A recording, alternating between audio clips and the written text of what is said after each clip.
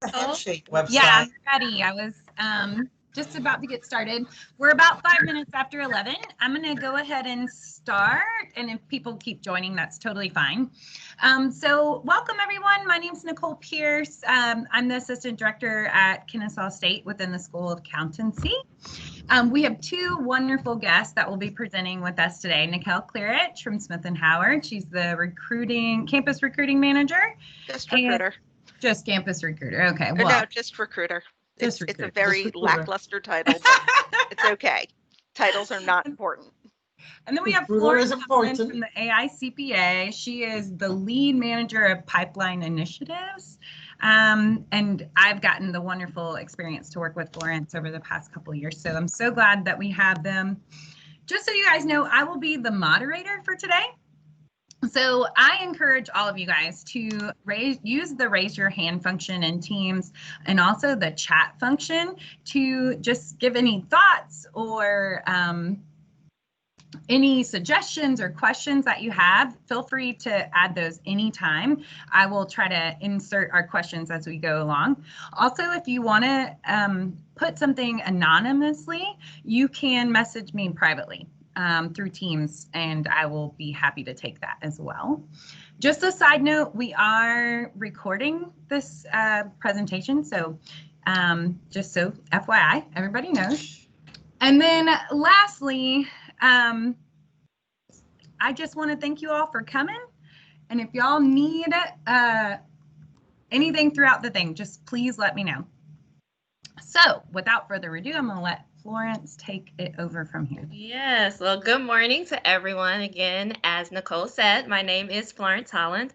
I work for the Association of International Certified Professional Accountants, formerly the AICPA. So as Nicole says, long titles. Yes, I have to say that entire thing every time I say where I work. So, but what I do there, as Nicole said, is I actually work on our diversity and inclusion team specifically. I was hired 6 years ago to implement a pipeline strategy related to underrepresented minorities. And that means for me, specifically ethnic minorities. And so part of that, of course, is recruitment in its lightest form, meaning as I go to fairs and do that life too. Sometimes I just always tell students, you can come here. I don't have a job for you. So I'm like your resting place. So I end up talking to students as they take a break from them coming maybe to talk to you.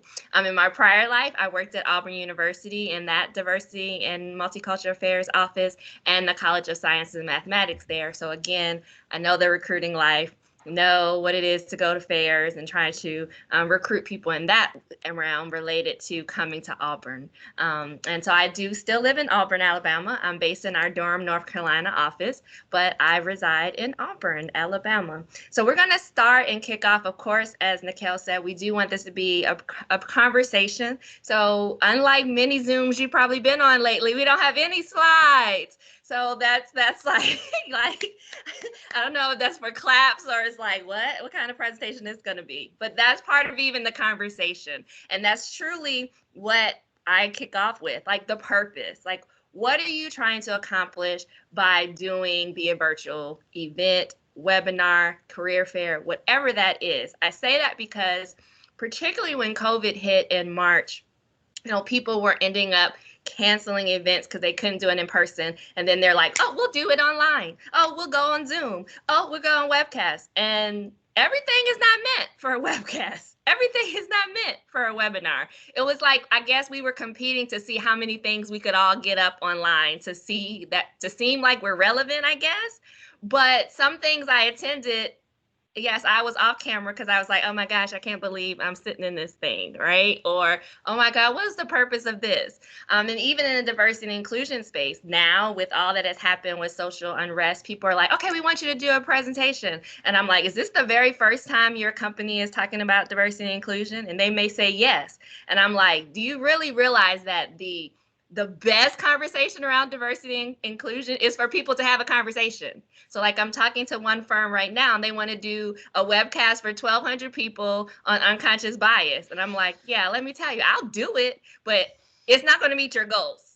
Because again, what was the goal? What is the outcome? You want people to have conversations, courageous conversations. That's not going to happen on a webcast. of 1,200 people, right? So whatever you're going to do, so to your point, Delisa, if you're looking for a career fair, that's a different type of webcast virtual environment. If you're looking that we're trying to do interviews, that may be different. So you got to really look at what is the purpose and what are you trying to accomplish, the outcome related to the event or what you're trying to hold. Again, we also know for sure, everything is, as I said, not feasible in a virtual environment. So we may have to go back to things that we don't do, like, actually calling people. Like, I have to pick up the phone because some things may just be better. Let's have a conversation. Let's not necessarily put it everything on video and record. We do know as well, Zoom fatigue is a real thing. They call it Zoom fatigue, but really just where we are in the COVID space, right? We know that video conferencing actually takes more energy than the face-to-face meeting because you do feel more compelled to be on, looking straight ahead. Oh my gosh, it's anxiety. I have 3 kids or 3 kids about to walk in, even though I just told them, don't come in here for the next hour. I got something on, it's all of this anxiety. Does the technology work at any moment? Is the sound going to go out? It's just a different environment. And so you're creating actually more stress when you do put things on these video platforms. So again, you want to make sure you have your outcome in order to overcome that, to make sure it's worth it, right? No need to go through all of that. Again, if you can just say to a student, can I just make an appointment to call you, right? Versus let's have this. And lastly, with the purpose, and particularly in this kind of pre-work, you're going to have to keep that in mind, particularly with students. We think that because they're younger, they're just so tech savvy and ready, and they want everything to be technology driven. But for a lot of them as well, with the COVID-19 that has happened, they have had to immediately adapt to online learning, some of them. Their professors are sucking at it. So by the end of the day, they're just as frustrated as you and me. And so, I definitely surround myself still even with college students, whether it's the people that watch my kids or I go to a church that is very close to Tuskegee University. And again, I still live in Auburn.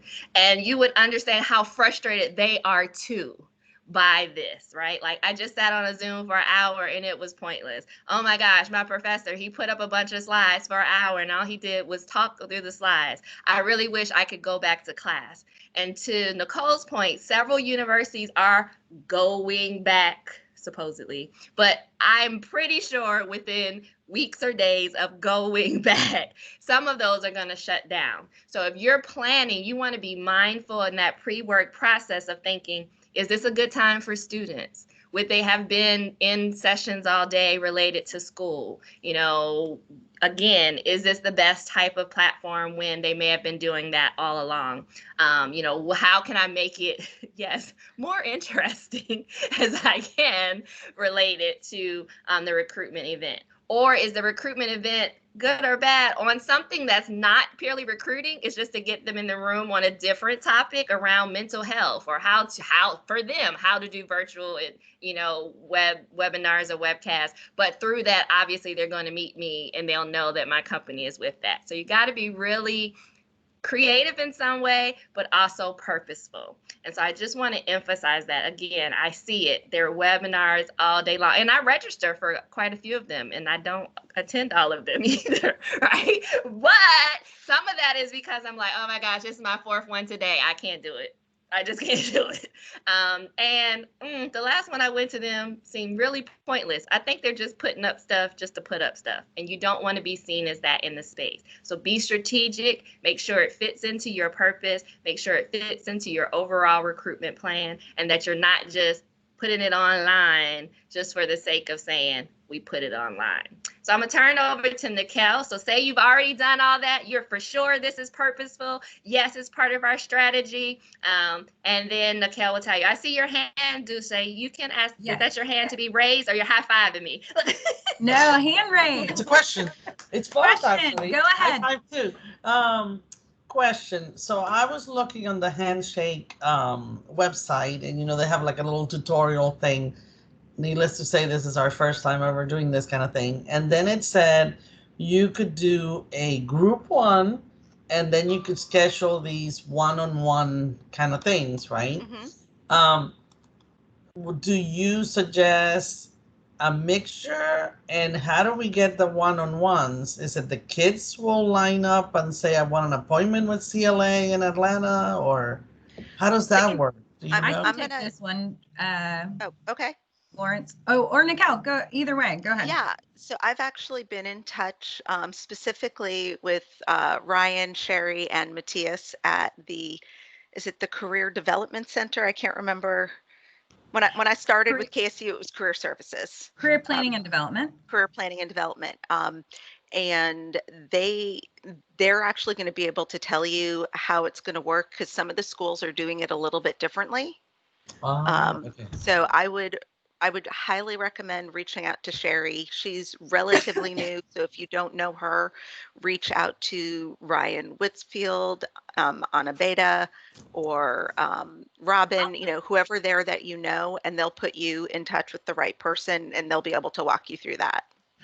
Okay, so we don't have to schedule that in there, because it said something about, I went into the Kennesaw. Yeah, no, you and are there's going to like have a scheduling. You're going to have to schedule it ahead of time. You're going to need to know who's attending so you can add them to the schedule.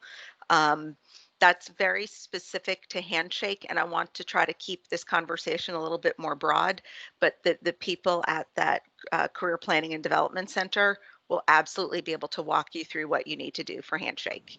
And if you feel the need to, at different schools, you call their career services, the CAC, whatever. They all like to have different names, but it's all the same thing. Yeah. Call them. They'll walk you through what you need to do for it. Okay. Well, our first one is this one with Kennesaw. Nicole is the first one. And so with yours, is your career center gonna do that kind of stuff, like set us up, or do we? So I'm gonna put Cherie's email in the chat so you can grab that there. But from my understanding, next week they are gonna start reaching out to you guys, and they will also have what's called open office hours that you can sign up for and speak with Cherie directly to talk about how to get it set up. I do believe that we are encouraging you to do the bigger sessions and then one-on-ones, and we have not set up a time frame of when you have to get that set up in the system. We say sooner than later, because students can actually register for or RSVP for the event as of today. And so, but to Nikail's point, you do have to know who will be in attendance on the virtual fair in order to get all that set up. And to keep it more broad, we'll kind of move past the Handshake portion of this, but I will have more information. I may do another video chat just on that as well. So just so everybody knows. All right, thank you. Awesome. Thank you. So hi, everyone. I recognize almost all of the names on this list, but for anyone on the recording who doesn't know me, my name is Nikail Clarich. I am the in-house recruiter for Smith & Howard, and prior to being with Smith & Howard, I was at the Georgia Society of CPAs for 8 years. So I have been in the accounting community for a very long time. And I want to talk right now about really the event logistics. What do you need to think about? So you know your purpose, you know your audience. What do you need to think about and prepare for the day of? One big question is, what platform are you going to use? If you need it to be interactive and you want people being able to talk to each other using something like Microsoft Teams or Zoom or Google, used to be called Google Hangouts. I think they have a new name for it now.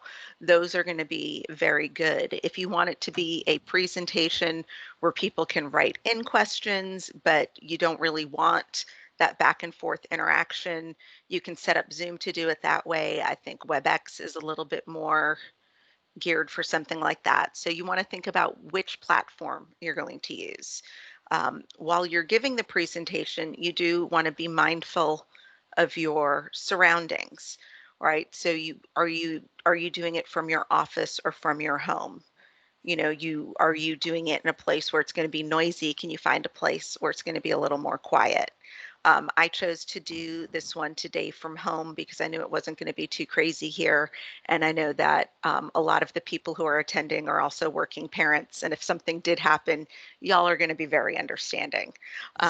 When we did our summer leadership program earlier this summer, I chose to be in the office, and I'll address this in a few other points, but I knew that I needed to work with other people in my office to make this work. I also knew that I needed to have a stable internet connection for 8 hours. It was going to take a lot of bandwidth. And I knew that the office had redundant systems. So if our internet goes down, we actually have a backup internet. Yes, you want to think about that. You also want to think about the physical technology you're going to be using. So when you guys, even if you're on a phone call with me, you're always going to see me wearing my fancy schmancy little headset here. I do recommend that if you are on any kind of group meeting that you use some kind of headphones. And it can totally be the earbuds that came with your phone, anything Bluetooth. It can be something wired into the system. What that does, though, is that if you're not muted, it will help reduce the background noise, and it'll make it easier for people to hear you. You want to make sure that your camera is set up correctly. I have a laptop where the camera is actually at the bottom. And so if I just open it and use that camera, the angle looks like, when you turn on your phone and it's accidentally in selfie mode and you see yourself with the 12 chins and the really bad lighting, that's what it looks like. So I actually have my laptop tinted so that my camera is at eye level or very close to it. And that's where you're going to get the best angle. I don't think my lighting here is perfect, but you want to have good light so that people can see you. It's not too dark. One of our students on our summer leadership program was in like this dimly lit room. It looked like, it didn't work. So, and again, just sort of have that general awareness of your surroundings. If you are presenting, what does your background look like? Again, I knew I was going to be on here with a lot of working parents, so I decided my little art wall here with my daughter's art was going to be good. I did want to make sure I had my owl here. Now he's always on here. He just gets moved around because my children like to touch him, and it's the one stuffed animal in the house that's a no-no. But what is it that people can see? Usually these doors behind me are open. You see an exercise bike. I was like, you know what though? I want it to be a little bit more professional. I'm going to keep that closed. Another option that you have with some platforms, not others, is that you can do a background. Now, in this particular spot in my house, the wall and the door, the color is different enough that if I'm on Zoom, the backgrounds don't work, but they do work very well in something like Microsoft Teams. So something you want to play with in the place that you're going to be doing the presentation. So now you guys should see me with a fairly white background. It looks like I'm in like maybe an art gallery. Now, it is kind of obvious that I'm using a background. And if I move my hands in certain ways, they might disappear.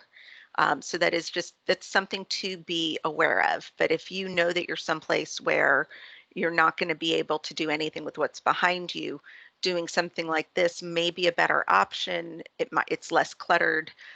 You can also sometimes get fun with it. You want to be on the beach, you can be on the beach.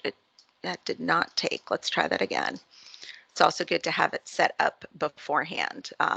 So here it's, come on. And this is why you set it up beforehand. So here I am at the beach. Again, I wouldn't do this for a presentation. This is really just more for fun. But definitely make sure you test it out before the event because you may end up with your face not being able to be seen. Then you also need to think about, like, if the event is very interactive, do you need someone's help?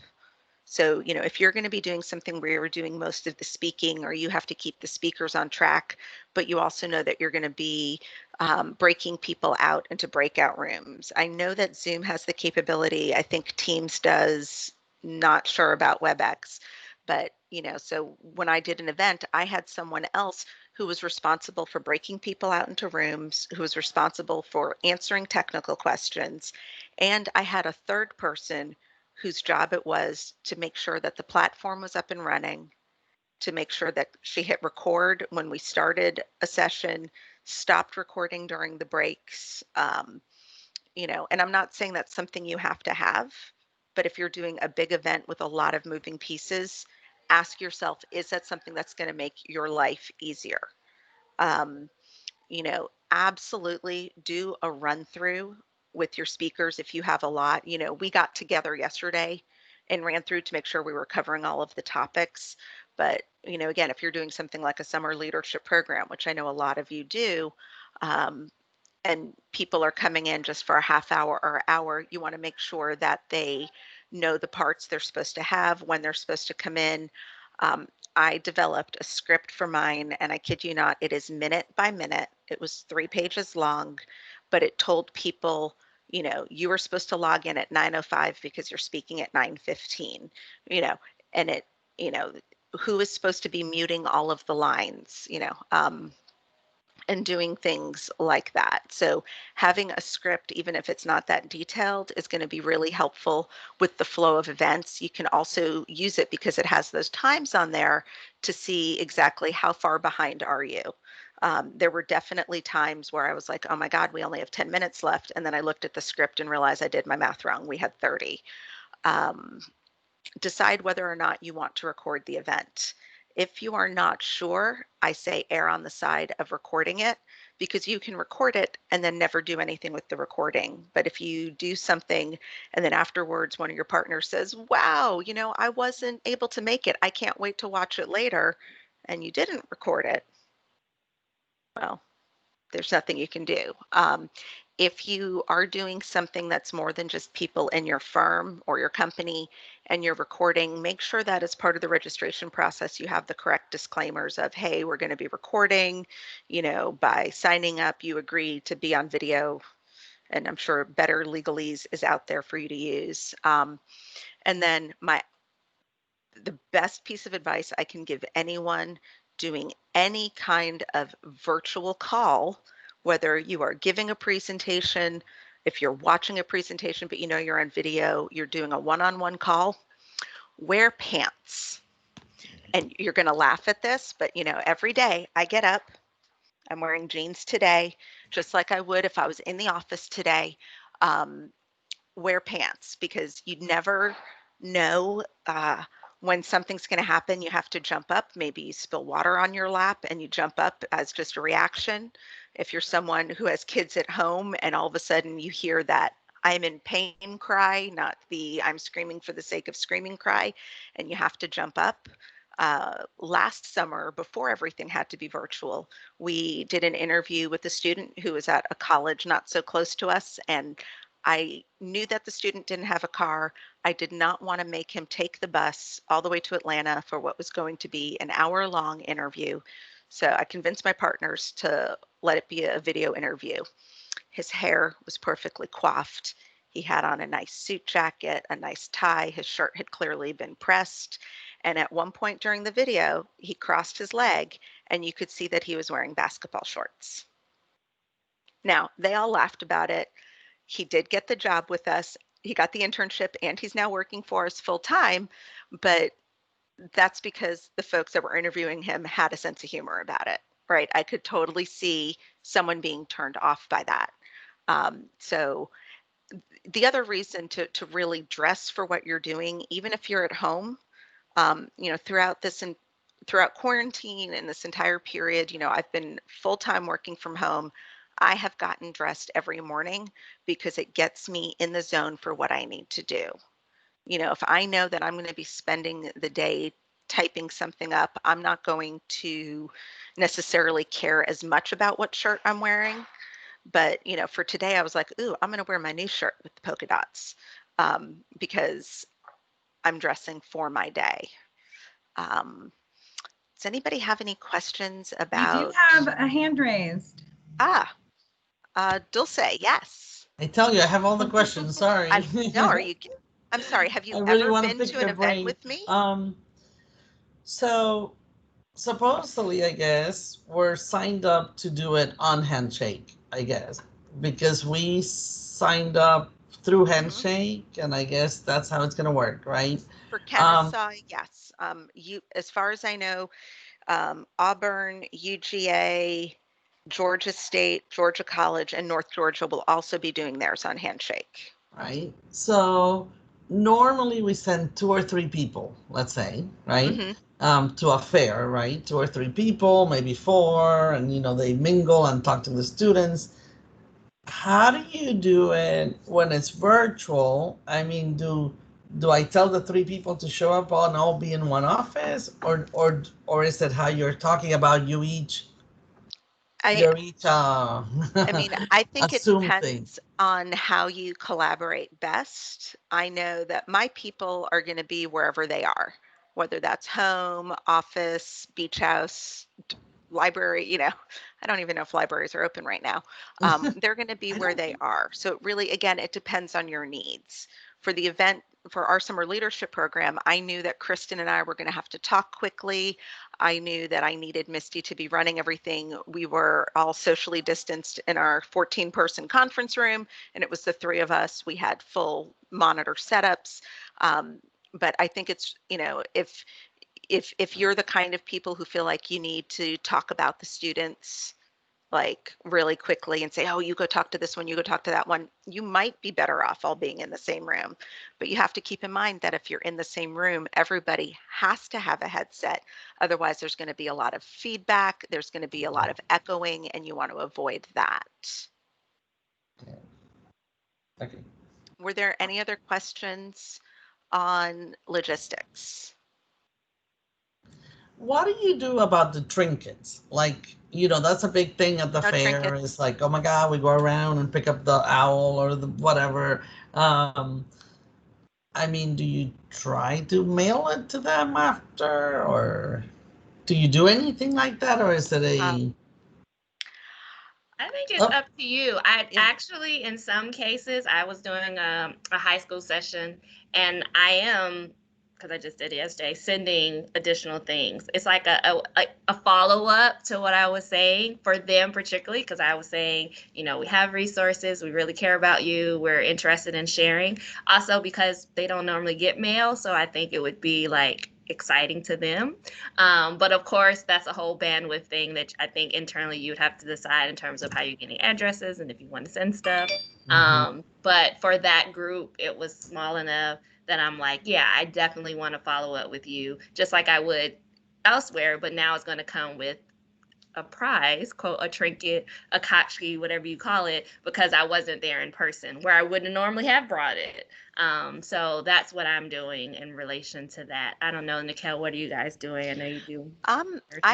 I don't think we're planning on sending anything. It logistically, I think it would be a nightmare. We it meet, does sound like I mean, something like Georgia State where you meet over 100 students.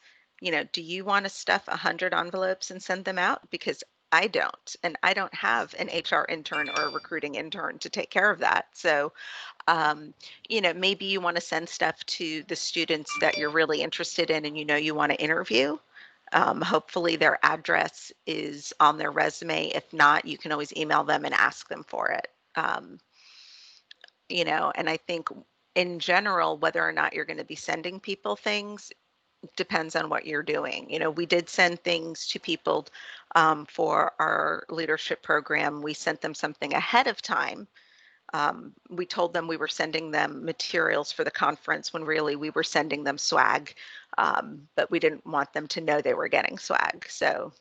And I think that goes back to that event, right? And that purpose. So to Nikail's point, if you maybe, yes, you've met your 100, but obviously you're trying to attract, your best and brightest, I would hope in a normal day, you would follow up with those individuals, right, in some kind of way. And whether that's an email, whether that's sending them something, that same, again, process should happen despite we're in a COVID world. So I think, again, when you're looking at what is the purpose, of course, to her point, when I used to do recruiting events, yeah, I go to events to get tons of names, but there's definitely ones immediately that I'm like, oh yeah, let me keep this person in mind. So my follow-up with them was different than the mass generated. It was great meeting you. Here's more information. So you may want to go the extra step to send them things, particularly if you're in the office and the things are sitting there. For me, the things are sitting there. They're collecting dust, whether I do it or not. So I'm like, okay, for this group, I can do it. But yeah, when I do that webinar for those 1,200 people, I'm not sending anything, but I'll follow up with anybody that follows up. So I think that's definitely key. We're going to go a little bit into engagement. I will just say this. I read this and I believe that, the worst thing of a long presentation, like it's just as worse in person, but it seems like even worse if you're online. Right? So it does not matter. It could have been bad in person, but at least you're there. So, your personality might couch that it's bad, but the internet's not couching it. And us sitting here is not couching that. So if you got a terrible presentation, it's terrible to begin with. So you need to work on engagement, but you as well have to be even more ready in terms of engagement in this virtual environment. So to know what Nikail was saying, one of the first things in the engagement, and she actually did that today, is to, obviously we enter the room, whether you're in handshake or whatever thing, you want to kick it off. You want to make sure you're giving time for people to get on, despite it says 10, when we were in person, we knew that kind of was like, okay, I need to be in the room at 10. Most people, that means now I'm going to press get in at 10. And of course, no matter what I'm using, that's probably the day the Zoom is not working, and for some reason the internet. And so give people time to get into the room, but while people are in there, say that. Don't just let me enter and there's silence, because then I'm like, is it frozen? Can they not see me? Is there a delay? Like, you're all asking this thing. So you want to say, hi, we're here. We're excited about today. We're going to wait a few more minutes, to make sure people get into the room. Also, to what I said about Nikail and what she did today, set some ground rules, particularly with students. Again, we think that they're the most technology driven people. Oh, they know what to do. They do not know what to do. And they're, again, not getting necessarily those presentations like us on how to virtually engage, right? So they may be going, I'm in my bed. Right? Yesterday I was giving a presentation and that guy, he was in the bed, right? There's another one, his camera, it was at the ceiling. I know it was. And so again, not in a derogatory way, but just some expectations. Like, I look forward to engaging with you. I am on video, so I really encourage everyone that can get on video, because I really want this. I want you to see me as I want to see you. If you're going to talk, particularly if it's depending upon the environment, may be, state your name before you, ask your question, or when you're not speaking, please mute yourself, right? So whatever those ground rules are that you would set in the room, you would want to do the same things related to whether we're online. Just hypersensitive to those things, particularly around muting video. Yes, we may have people on conference call, so we're going to, be mindful of that as we give them time to unmute, things like that. So just set some ground rules, particularly around engagement.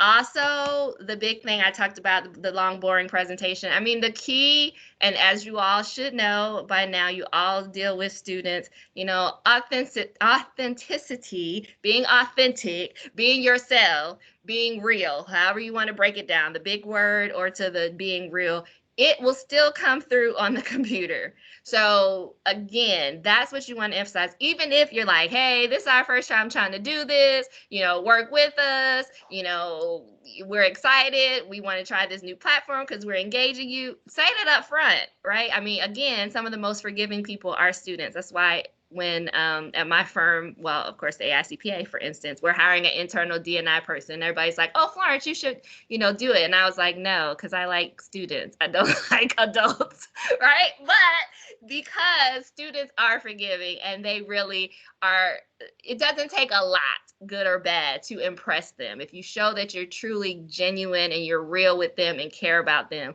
they will give you, in some way, a pass for the moment if something happens. But that doesn't mean you haven't prepared, but just be upfront with them about that. So you want to be authentic. You want to let them know why you're in this journey. Again, your purpose. And then same engagement. Like I said, sometimes we think of, I know you're using a handshake, which is an actual recruitment tool, but if you're adding additional things, like to Nikail's point, additional leadership seminars, or you may be actually doing etiquette, right? It'd be one, if your firm sponsored the how to interview via social media or how to interview via Zoom, right? Your firm is sponsoring it, but it's a topic that they may be interested in, but it also as well allows you to maybe bring in a speaker that is engaging, right? And so it would build that connection that is not just we're looking for you, we're actually interested in your development and we want you to do it well with us. And again, that exposes them to different speakers. So again, if you are the main recruiter all the time, or there's a set of you, again, as you're going through events, you're consistent that way, but look at bringing in others, because it doesn't always mean that, others cannot engage the conversation and help to put the message forth even more. Let me make sure that Nikail, content we talked about, of course, as I said, we don't want it boring. If you are using slides, obviously, make sure that they are accessible slides, meaning you can see, a lot of times I'll see like slides, the same slide. Oh, well, I've always seen bad slides, but PowerPoint is not Word, right? So we're not just putting everything copy paste from the Word document on the PowerPoint slide. We want to use it as just a guide for what the conversation will be. Again, make sure your visuals are good and clear. And again, to our point today, not every presentation, not every engagement has to be full of PowerPoint slides, right? Like, oh, now let me share my screen. We don't always have to share our screen every meeting. I promise you, you can still get through the same level of material just by talking. The other thing I will say with student engagement, I would hope that diversity and inclusion, equity, belonging, all of those things are things that your firm is working on. That's just my hope. But the same would need to be said in terms of your recruitment. And so as you're engaging diverse, and that can be by race, it could mean by economic abilities, it could mean what types of schools they are at, it could be where they live. Please be sensitive to that. Right now, I think we spent the whole first 10 minutes of us getting on between Nicole and others was around school. And the huge debate around school right now, yes, it's safety, but really about access. It's really about access, right? People are saying we go virtual. Will everybody have access to the internet? Does everybody have access to a device, right? And if not, how are we doing that? And so I just want to, again, sometimes we make the assumption, oh, they're in college, so they obviously have access. That's not necessarily true. A lot of students, and again, it doesn't mean it doesn't affect white students, but when it overly disproportionately impacts minority students, they could be first generation. The only way they're getting internet was at school. Now they're home. They don't have maybe access to the internet to the same level, or to, as Nikail says, good internet. I live in Auburn, Alabama, but I promise you, if I go 5 minutes down the road where I live, I'm even like, hold on, I'm off the Zoom. Wait a minute, Zoom. Like, my team is like, where'd you go? And I'm like, I drove down the street. Hold on, I got to get back on the main street, right? So you need to be taking all of that in to your strategy. To Nikail's point, she did a summer leadership program. She wanted to be open to many, but she put in there, if you need access to a device, let us know, right? Doesn't mean everybody's going to take you up on it, but please don't make the assumption that everybody has access. So you don't want to start creating all of these wonderful things. They're part of our strategy, and you haven't thought about how they will impact students of diverse background. You do not want to, aid, as I say, to the systemic racism things that are out there in the educational and recruitment cycle. We want to try to make sure that we are crushing those barriers and that we're not assisting in those. So just be mindful of that, particularly as you say your schools. I heard Nikail say all of those schools that are doing, virtual career fairs. I didn't hear any historically Black college or university. So does that mean they're not doing it? How will you reach out to them? Some of them may not be doing it because they don't even know that does exist. And I hate to say that, but some of them don't. Their career centers may not be open. Just what does that mean? Because most, particularly historically Black colleges and universities, have been disproportionately impacted by COVID in terms of funding and money. And some of them, there are two, I think last week, that they're closing their doors. So what about those students and what about those schools? So just keep that in mind. Again, it should already be a part of your strategy, how you're reaching out to them, but you may have to get very creative and also use the power and the privilege of your firm to get to those students even more, because they may not have access to this virtual world that we just swear everybody has access to. No, they don't. They may only be on their smartphone. So to Nikail's point, which partner or which, interview or which HR person is not going to be like, well, they talked to me the whole time from their smartphone. Well, maybe that's all they have, right? So what are we doing to train our staff to be mindful of that? Or yeah, they talked to me the whole time they were outside in their car. Yeah, because maybe they live in a house where it's like 7, 8 people there. And if they were inside, they don't have an office to go to, or they have a car. Or they're in an apartment building that was built with concrete and steel beams, and they don't get cell phone service in their apartment. Yeah, so just be thinking there. And again, you can't solve all of the problems, but I just want to make sure that when we talk about strategy and you're talking about engaging, you're already there for those students that may not be able to have access to all the lovely things that some other students in schools have. So just think about that as you go into engagement. And again, all I can really say is be excited. I tell people all the time, a lot of students or even adults are like, oh my gosh, you are so engaging. And I actually say, I don't know if it's really a compliment. I just tell students particularly, and again, I love my accounting faculty. I just tell them, you're just used to your accounting faculty. So, I just seem overly excited to them. But same.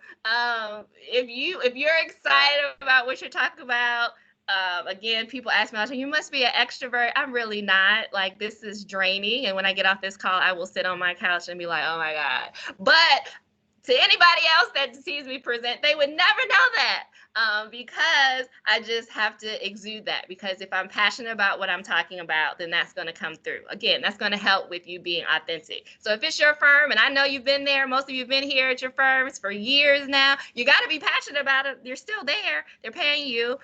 You believe in them. Ideally, you're for change, then exude that. Again, to Nikail's point, you may be forced to do it this way, but I'm like, oh, here we go. I'm on here. Where are you at? Hello. I mean, put some oomph in it for the hour, the 45 minutes that you're on. Because again, as I told you, students are just as tired of it as well. But it's just, as we keep saying, our new normal and what we have to do. So definitely be engaging and try to be authentic as you can, and definitely make sure you're thinking about those diversity and inclusion pieces. I don't want you to lose out on any good candidate, but particularly because we have closed doors that we didn't mean to, because we weren't thinking about them as we were planning. And then lastly, follow up. We kind of talked about it a little bit, Nikail, right? Before we get to follow up, I want to back up a little bit and just talk about some different ways that you can have different ways that you can have two-way communication and not just one. Because think about it, how many times, and be honest with yourselves, you don't need to raise your hand or anything, how many times have you been at a conference and you're in this huge room, and someone up there they're talking, and you're sitting there, you're kind of listening, you're checking your phone because it's boring, because it's just someone talking at you. So you want to find ways to make two-way engagement. You want to make it fun, or even accessible. So we encouraged people here you could write in questions if you wanted to, you could raise your hand if you wanted to. I don't know how to do it on the Teams platform, but I know on the Zoom platform, you can send a direct message to someone as opposed to sending it to the whole chat. So we gave students the opportunity to send in a question anonymously, so that the group and the speakers didn't know who was sending it. And I would say, oh, well, here we have a question from one of our students. They want to know, so you keep it anonymized. But that gives them 3 different ways. Like, so someone like me, you tell me that I can raise my hand and say my question out loud. Hello, I want to talk to you. I want to be in the spotlight. Florence is going to, go on her couch and take a nap after this. I'm going to be looking for the next person to talk to because I get energized by this. But Florence, I promise I won't call you right after this call. Yes. Well, you know me, I don't ask any questions, right? Oh, not at all. No, you and I are exactly alike. You can, different platforms will have Q&A chat features, so you can have a chat going on where people can be talking to each other. And I've seen this at conferences where there's a chat going on that we're talking about what the speaker is talking about, and then there's a different box to put in questions. You can also do polls. And polls are a great way to either gauge your audience investment in what you're doing. Are they paying attention? For anyone on here who's also a CPA, if you've ever done any online CPE, they sometimes put in polls with very light minor questions, and really what they're looking for is, are you there? Because if you're not, we're not going to give you the CPE credit for it. You can use it as a way to garner interest, to garner discussion. We have a poll here prepared that I'd like everybody who is logged in on the computer to take. Nicole, if you'd please bring up the poll. Yeah. And so here, it was there and then it went away. I'm sorry. Hold on. Technical difficulties. And you got to be prepared for that. And when it happens, don't freak out, right? Don't be like, oh my God, this is wrong. Just be like, oh, you guys, we're having a glitch. And there's different ways to do polls, but this one, we want to know what your favorite ice cream is. So everybody can, Nicole, do you have to? They have to click the link in the chat and then they can answer it. Yeah, we can see the results. Have permission. What? It might only be people. Well, see, here you go. Well, and this is actually something I would recommend under logistics, that you test it. Yeah, mine says no permission. And what? So does mine. So, you know what? This kind of thing happens. I'll just let you know. The poll was, what is your favorite flavor of coffee, or of you already know my answer. You told yours. Yeah, what is your favorite flavor of ice cream? We had coffee, vanilla, mint chocolate chip, or you're wrong. Those are your options. No chocolate? Nope. No. And something like that, like if someone was seriously doing that as a poll, they'll say, you like chocolate as your favorite. That's going to make you want to raise your hand and speak up and go, I'm sorry, my favorite flavor isn't on here. Why isn't my flavor on here? So it's a way to, Florence, it looks like everybody's on your side. Yes, everybody's on mint chocolate chip. That's hilarious. Coffee, ice cream all the way. But so, polls will get conversations started. So that's another good reason to use them. Or if, you're talking about something and you really want to talk about, like at the end, you want to talk about 2 different things, you only have time for one, poll your audience. What would you rather hear about? How to set up a perfect Zoom background, or how to type the perfect PowerPoint slide.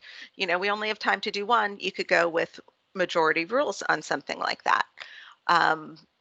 And I'm going to give you guys one of my absolute favorite tips, actually 2 of them. So many of us have multiple monitors. Right now, I have you guys, I need to get out of full screen here. I have you guys on the monitor that has my camera, and the video is right below my camera so that, you know, I'm pretty much looking at you guys when I'm doing this.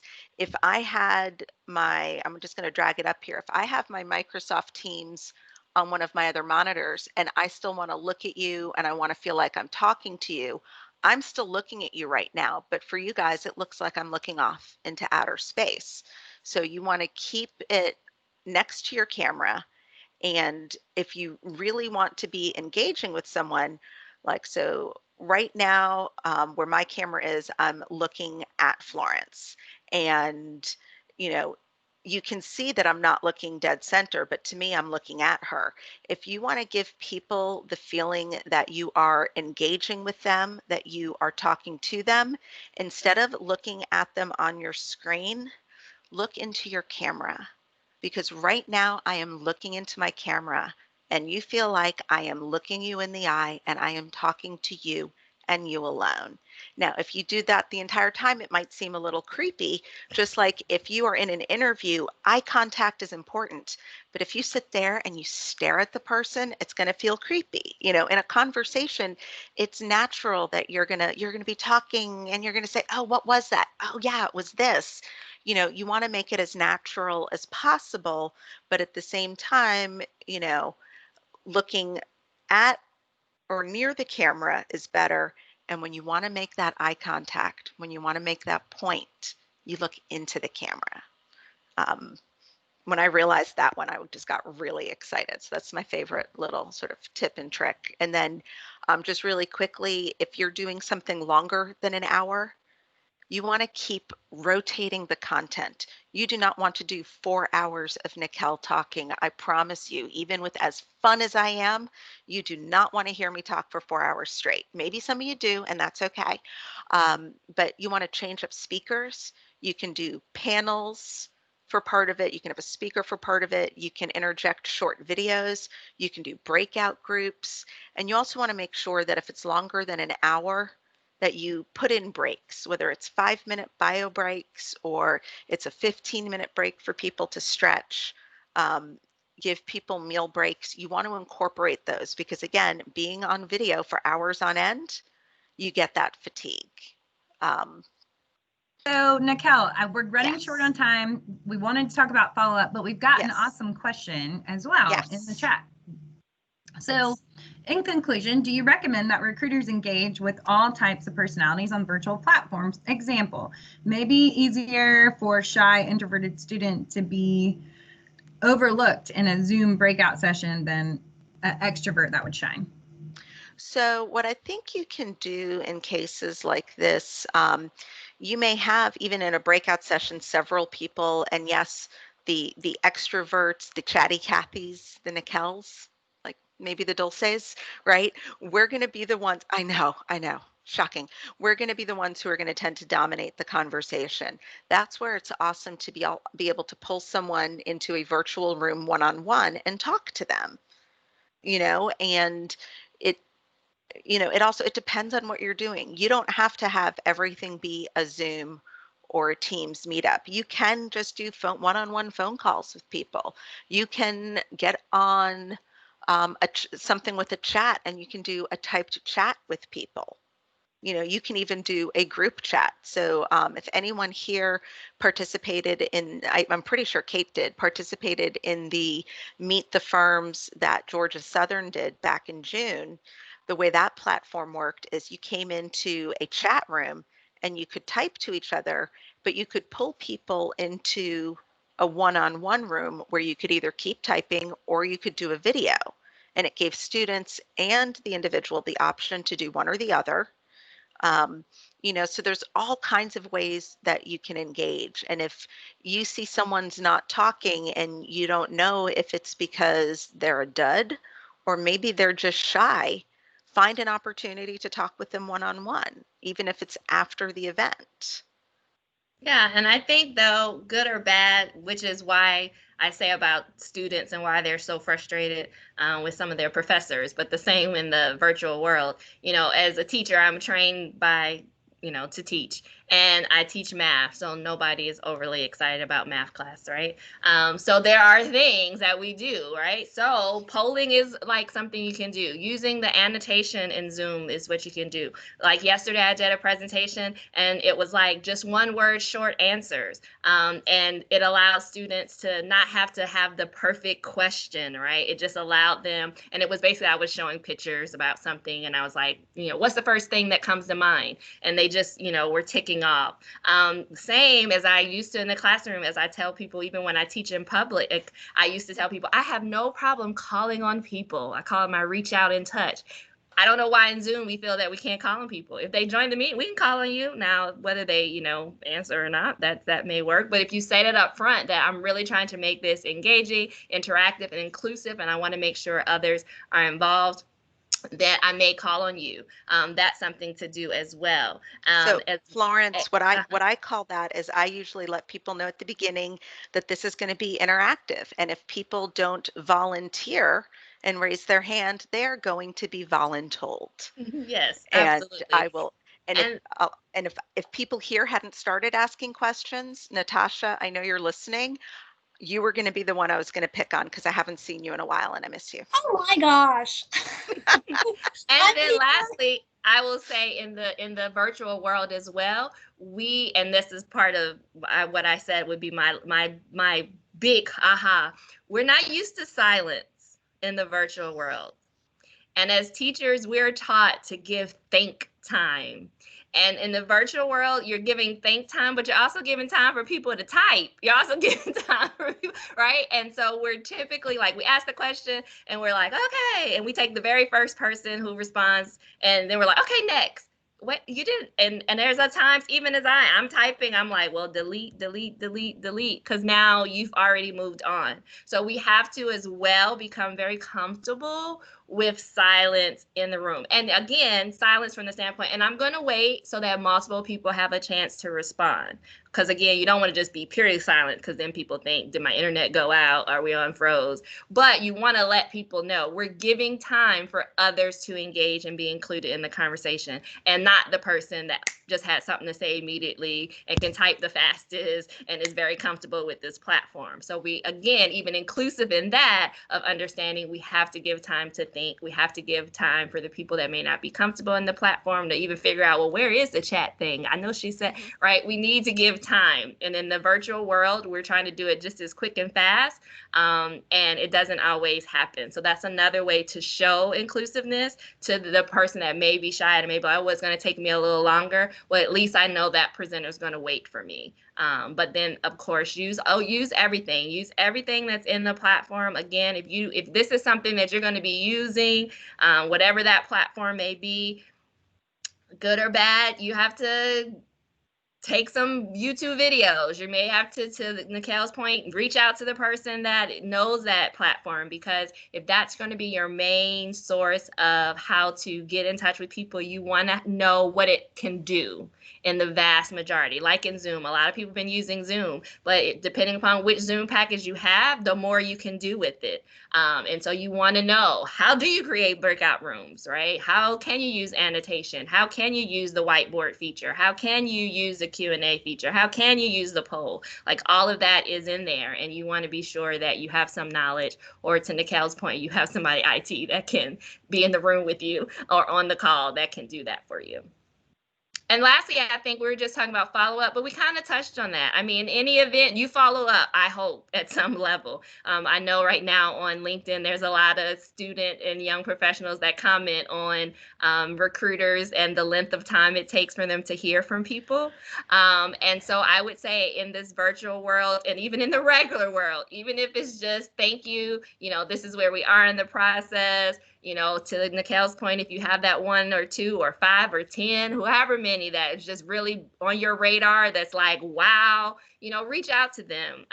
Send a note. Email is still a major source of communication, but as well, just to keep people informed, any way to follow up. And again, I tell all my students, I try to make them send thank you notes. Just let you know, that's what I'm telling students to do, because we don't get mail. I don't even go to my mailbox for real. But my youngest son, I started letting some friends write him because he was excited and like there's a mail system outside of email. And so same, if you have students, they're not getting mail. No one's reaching out to them that way. So if you do want to stand out, I promise you, if you mail somebody something, it will be like, oh, they mailed me something. Just find creative ways to follow up, but please do follow up because again, the virtual world we all think things are immediate. And right now, even with the school system, I've been telling our superintendent, it's not that you have something to say, because your something to say could be like, I just don't even know, but people are expecting communication. And when we don't, we allow frustration to set in, but we also allow for what I call the street people, the street gang, to put in what they think about you or your firm or whatever. So just communicate and try to follow up as best as you can with what resources you have. And I will tell you that I've got several students. I don't know what just popped up there. We're going to make sure that's closed. I have several students with whom I exchange cell phone numbers, and I've texted them. And I don't do it globally. I probably should do it more. It tends to be the students that I really, really like or candidates that we really, really want. You know, I text them and they're very, very, I mean, their thumbs are evolved. They type out full conversations like this. So don't be afraid of using medium with which you might be a little bit uncomfortable, but it's more native for them. Thank you, Nicole, for setting this up. I thank you all for joining us. Again, if you have other questions, definitely we can answer those. I don't know if on the invite, my email is probably there. Just if you look up Florence Holland, I promise there's not many of us. It's me and like a white lady when I do Google search. So obviously I'm the Black lady with the braid. It's either braids or red hair. Those are the two options when you Google search me. I'm on LinkedIn, so you can definitely connect with me on LinkedIn, and anything we can provide in this topic, I'm willing to, but as well, just about the pipeline accounting profession and what we think are best practices around recruitment, I'm more than happy to share, particularly around diversity and inclusion. Well, and I just want to say thank you all for attending. I hope this was helpful for y'all. I will send a follow-up email to everybody in attendance today, and that'll include Florence's email and Nikail's if you guys have additional questions for them. I appreciate you guys for coming on and doing this. This has been amazing. I also will have a short survey in that email, and I'd love for everyone to complete that for me whenever it's convenient for you. So I appreciate everybody's time. I hope you got something from this, and I will talk to everyone soon. Thank you, everyone. Thanks, everybody. Bye. Bye. Thank you.